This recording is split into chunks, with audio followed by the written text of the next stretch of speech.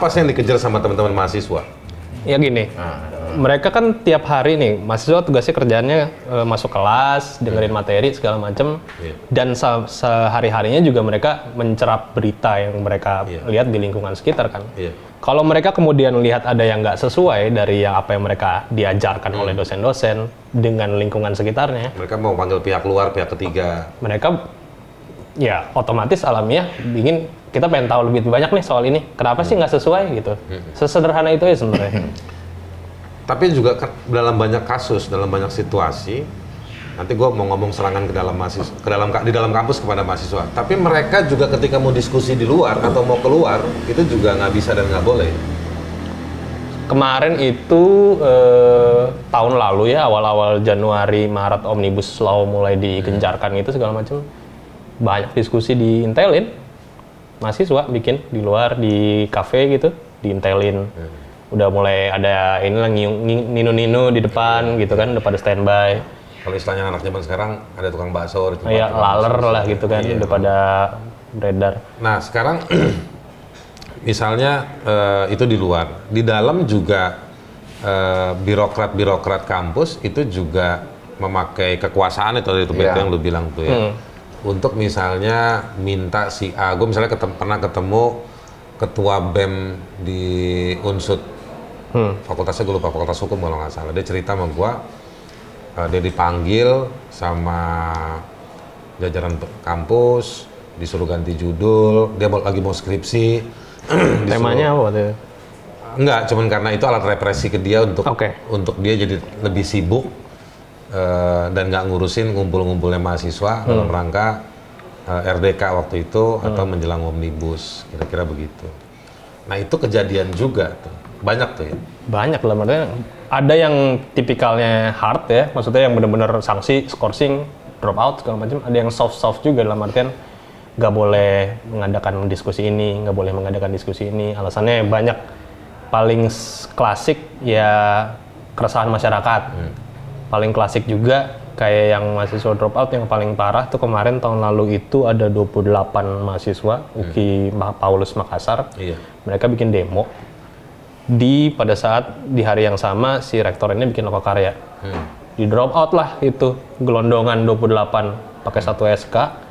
Alasannya mempermalukan kampus. Gitu. Jadi emang sederhana ya, kalau misalnya mahasiswa bahkan kayak gue kasih tahu tadi soal mereka nggak bisa akses ruang kampusnya sendiri, kayak mulai kan sebenarnya beberapa tahun terakhir ini kampus ada jam malam. Ada jam malam udah mulai. Tuh ada ya. Ada jam malam. Terus kayak misalnya di kemarin itu yang protes soal transparansi kampus tuh di UNAS, mereka tuh beberapa tahun terakhir nggak punya senat kampus. Karena sempet berapa tahun terakhir itu 5 tahun lalu kalau nggak salah diduga itu kegiatan senat segala macam itu ada perbuatan kriminal di sana gitu, kemudian dibubarin. Itu gua tambahin ya. Jadi memang betul ada banyak kampus yang sekarang itu berubah menjadi seperti imperium kecil, di mana para rektor itu dia menjadi betul-betul menjadi orang penguasa tunggal di situ. Rektor-rektor ini siapa yang milih, Bet? Rektor-rektor kan ya. Kalau negeri, menteri Negeri. Kalau swasta ya pemilik yayasan, senat dan yayasan. Ya, tapi swasta juga harus ngecek cuaca ke negara juga kan?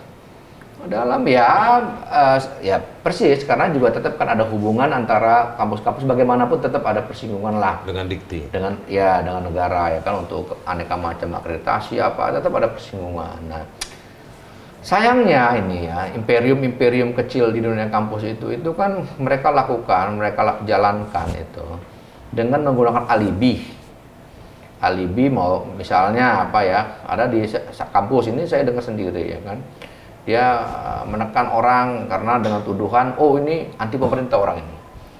Katanya kan si mahasiswa misalnya si dosen atau si mahasiswa yang mengkritik, sebenarnya jadi ada kasus, saya nggak bilang banyak lah ya, ada kasus dosen mengkritik pimpinan universitasnya, ya kan. Nah lalu ya dia bisa dipidanakan, dikriminalisasi dengan tuduhan balik bahwa dia ini sebenarnya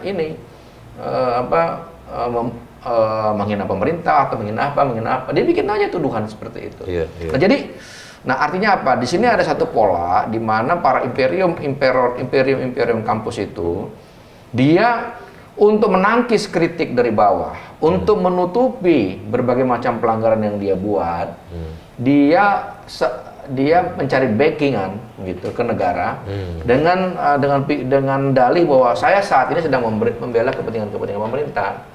Nah, ini sebenarnya sudah sedemikian obvious ini. Nah, obvious itu terbuka, sudah sedemikian telanjang. Sudah dianggap jadi biasa gitu. Jadi biasa dijadikan dalih gitu. Padahal kritik dalam dunia kampus itu ya biasa, di dunia kampus itu mau kritik siapa aja itu mestinya menjadi satu hal yang biasa.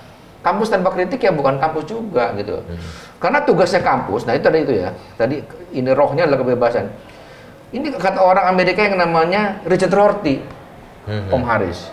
Dia bilang namanya pendidikan itu kalau lu dari TK sampai SMA lu boleh nilai-nilai. Lu dididik untuk mematuhi nilai norma.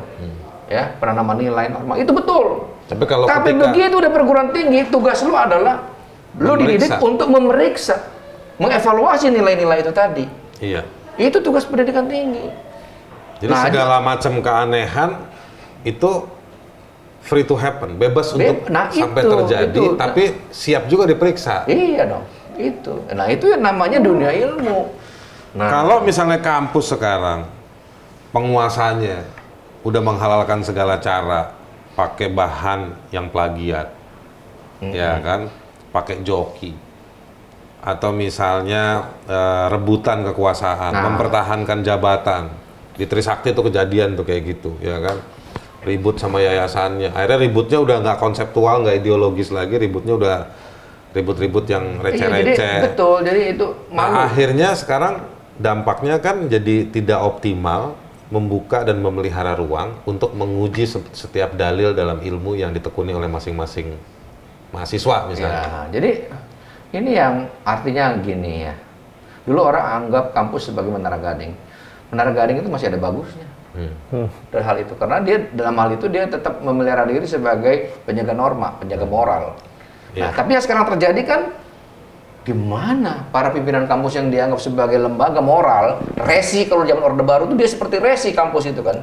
Ada masalah bangsa, kampus turun memberikan solusi, apakah dengan gerakan mahasiswa ataukah dengan gerakan akademisi, kan gitu dalam logik politik era Orde Baru. Tinggi tempatnya kampus itu, seperti resi. Lah sekarang para pembesar-pembesar kampus itu dia ikut dalam persengketaan kepentingan yang sedemikian banal ya kan, yang membuat akhirnya apa? Ya yang dalam kacamata orang Indonesia kebanyakan disebut marwah kampus jadi merosot. Nah sekarang gini nih, ini COVID nih, udah setahun nih. Lu ngajar online, Bet? Online. Kita waktu hiking, lu nguji skripsi online. Juga online. Mirja nih gue tahu banyak dapat temuan-temuan kan, apa kesulitan-kesulitan mahasiswa. Nanti gue pengen nguji ke lu, Bet. Apa yang seharusnya kampus bisa lakukan seharusnya? Temuan lu apa aja, Jak? Di masa COVID ini. UKT itu uang kuliah tunggal. Uang kuliah tunggal. Iya, jadi memang kalau misalnya temuannya dalam keadaan dalam lingkup kampus itu kemarin banyak sebelum pra pandemi itu lebih banyak ke soal kebebasan demonstrasi dan lain sebagainya, mimbar bebas, apalagi zaman mau pengesahan omnibus waktu itu. Iya, RDK waktu itu ya lebih yang forum rektor kemudian bilang bahwa nggak boleh demo segala macam. Begitu masuk pandemi mulai isunya geser ke soal transparansi dan keringanan UKT. Mereka mikir, kawan-kawan mahasiswa bilang bahwa kita kan nggak pakai fasilitas nih. Kita di rumah pakai kuota, belum tentu dibayarin juga. Kemarin kan sempat ada kuota, cuman itu cuma jangka waktu berapa bulan doang gitu kan. Bisa dong kita minta ini kasih keringanan gitu, kasih keringanan, nggak minta gratis, minta keringanan. Dan kalaupun nggak bisa, tolong minta kampus transparan dong dengan keuangannya, dengan penggunaan keuangannya. Pembayaran full ini dipakai buat apa aja? Dalam artian gini, yang diminta pertama adalah dialognya dulu deh, gitu. Kampus kan kalau misalnya nggak menolak kalau menolak keringanan ya ada landasan finansialnya dong. Kenapa kita nggak bisa begini ini dong, tinggal buka bilang bahwa kawan-kawan mahasiswa sama komunitas Civitas Akademika gitu, kita nggak bisa karena A, B, C, D, E, cost kita segini, cost kita, dan enggak, dua-duanya nggak dilakukan, akhirnya muncul kemudian adalah represi lagi. Paling-paling di Yang paling vokal protes ditegur, Uh, dipanggil. bahkan ada satu kasus ya paling lucu sih. Jadi humas di suatu kampus sampai menelepon humas rektorat di kampus lain karena pers mahasiswa di kampus lain itu menulis tentang kampusnya. Sampai segitunya. Jadi emang sudah sedemikian defensif, bukan saja mau menyerang mahasiswa sendiri, dan itu terjadi sampai dipolisiin beberapa. Itu kalau dibikin namanya tuh koalisi antar universitas untuk represi mahasiswa. Singkatannya apa tuh, Bet? Bagus. Kurma. Oke. Masalahnya begini, persoalan ini kan sebenarnya soal ini ya, bahwa ini kan bukan cuma masalah 1-2 kampus swasta gitu atau negeri gitu. Ini ada soal peran negara untuk menjamin kelangsungan pendidikan tinggi di masa pandemi. Dengan menjaga kualitasnya, aksesnya.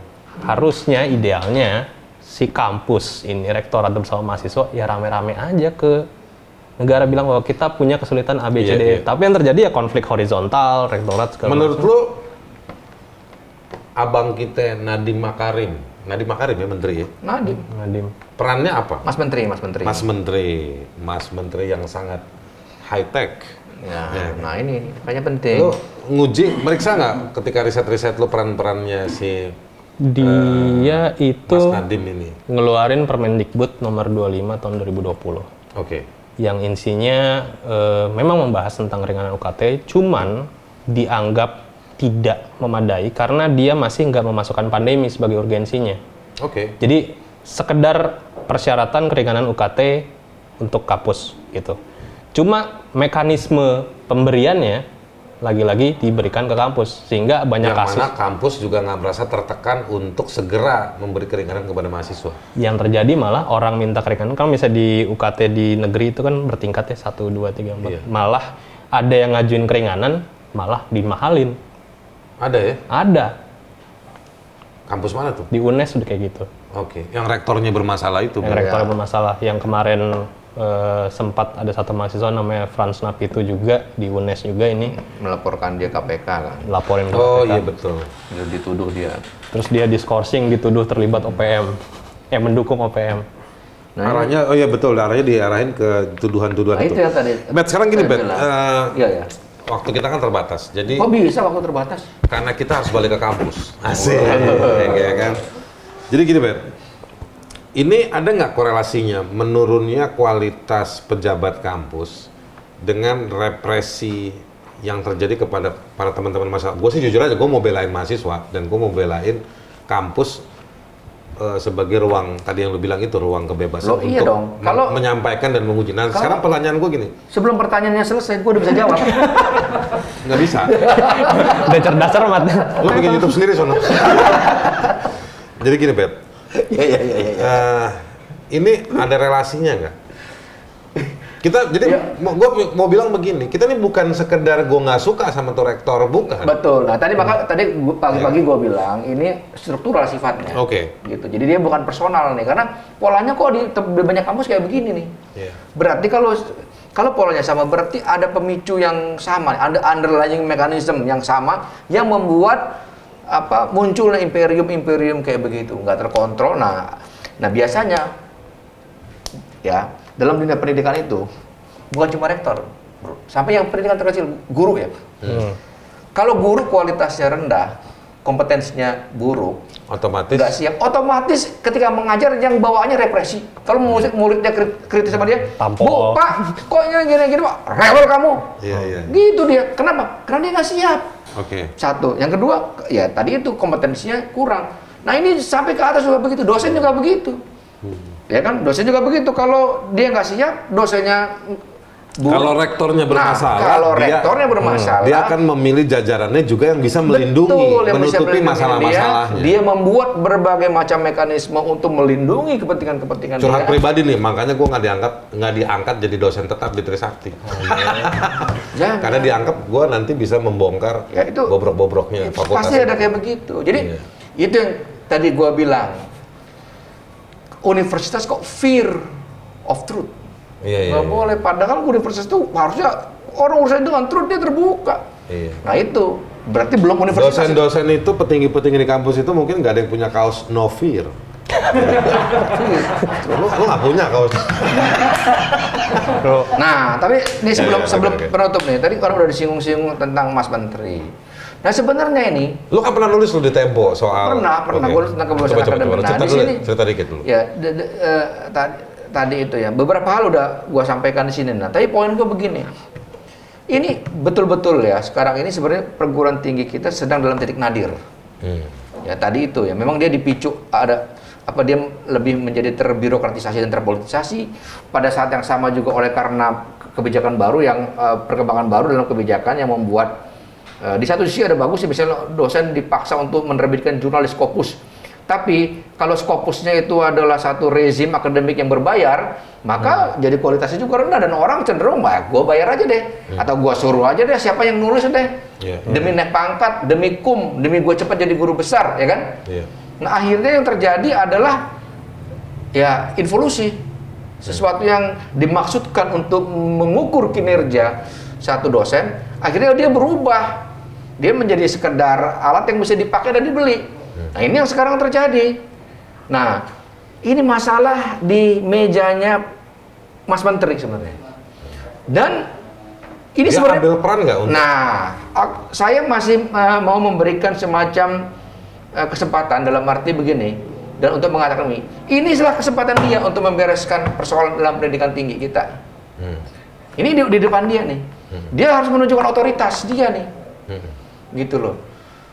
Betul-betul dia harus tunjukin otoritas sebagai Menteri Pendidikan yang bukan hanya dia mengurusi atau mengkreasi persoalan-persoalan pasca pendidikan COVID, kurikulum, tapi ada aspek-aspek yang tapi dia nggak pernah hidup mengajar itulah di dunia kampus. dia harus berani untuk sedikit meletakkan dirinya dalam sedikit konflik, berkontradiksi untuk membereskan masalah-masalah ini. Dan menurut lo di dalam kementeriannya dia kapasitas itu ada? Semestinya ada, masih ada lah orang di kampus itu misalnya kan gini juga Di ya. kantor kementeriannya untuk menggodok ada dan gini ya. Karena beberapa teman mahasiswa coba datang berkomunikasi ditutup, akhirnya malah jadi demonstrasi. Diaduin ke Komnas HAM kan? Nah, itu Teman-teman Makassar, Universitas apa? Di Paulus. UKI Paulus, akhirnya ya. Nah, itu yang juga terjadi dalam kasus-kasus yang sebelum-sebelum itu. Ketika kementerian gagal atau terlambat mengambil sikap normatif untuk memproteksi ini, maka tadi itu imperium itu dia akan bekerja seperti mesin giling. Ke bawah dia takkan habis. Oke. Gitu loh. Nah, ini pentingnya otoritas pendidikan ini untuk Agak kacau ya situasi kampus-kampus iya, dunia agak pendidikan kacau. ini. Ini akan sangat berpengaruh nanti di jangka depan itu pada kualitas perguruan tinggi kita loh. Oke. Gitu loh. Orang-orang sekalian, thank you buat Robert dan Mirja. Kita bisa diskusi lebih panjang lagi dan saya mengusulkan agar kalian ngundang dua narasumber ini untuk eksplor lebih jauh. Robert juga bagian dari komunitas kebebasan akademik bersama Kika, bersama sejumlah dosen-dosen di berbagai kampus dari Aceh sampai Papua atau dari Papua sampai ke Aceh. Mirja juga punya banyak terbitan-terbitan di Lokataru Foundation, lokataru.id ya. Lokataru.id. Bisa teman-teman coba buka. Ada risetnya Pak Robert juga di situ soal survei budaya HAM. Canggih Kultur HAM. Kultur HAM. Belum ada yang nulis itu di Indonesia. Nah ini saya cuma mau bilang begini, tontonan ini sangat berbahaya bagi orang tua yang anak-anaknya mau masuk kuliah. Sedih pasti nonton video ini, ya kan? Itu juga makanya saya mau rekomendasikan, coba buat teman-teman di kampus-kampus, coba cek ada nggak teman kalian yang anaknya pejabat? Karena gue dengar pejabat-pejabat justru ngirim anaknya kuliah di luar negeri. Mungkin karena mereka juga tahu kali ya bahwa kampus kita kondisinya kayak begini. Mungkin kira-kira begitu. Nggak tahu itu penutup atau bukan, tapi yang pasti ini udah jelang maghrib ketika video ini diambil. Jadi kita harus berakhir. Kita akan jumpa lagi di Ngehamtam berikutnya. Thank you, Bet. Kasih saya kesempatan untuk lebih serius dengan akun YouTube Haris Azhar Channel. Komunitas Cendol Production membantu saya untuk memproduksi, ya kan? Supaya tiap 2 hari bisa ada video baru.